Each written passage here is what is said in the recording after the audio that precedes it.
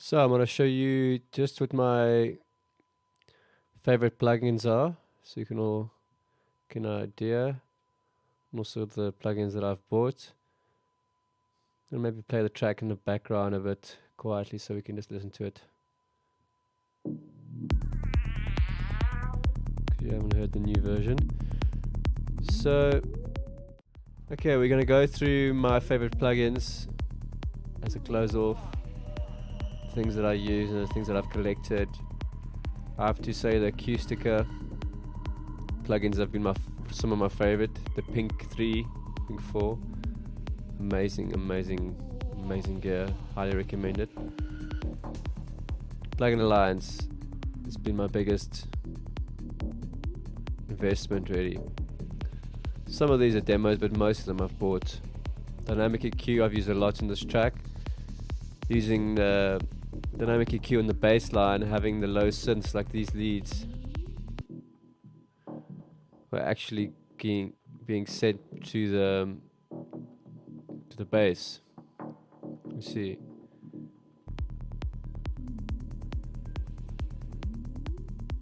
So when those leads come in, you see that dynamic EQ moving there.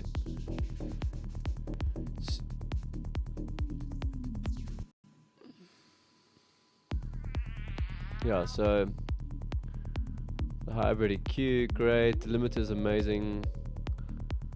The main limiter is really good for mastering. I've been really enjoying this one.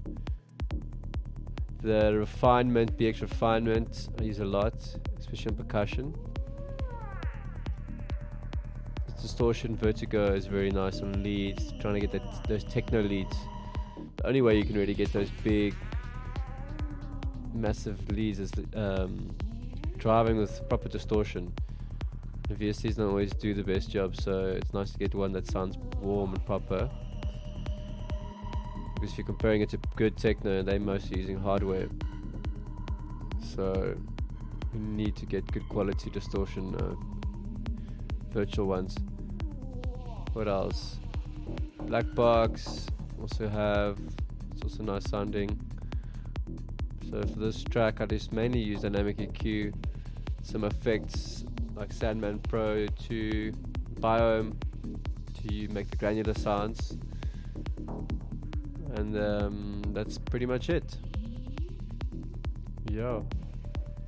Thank you all for watching and see you again.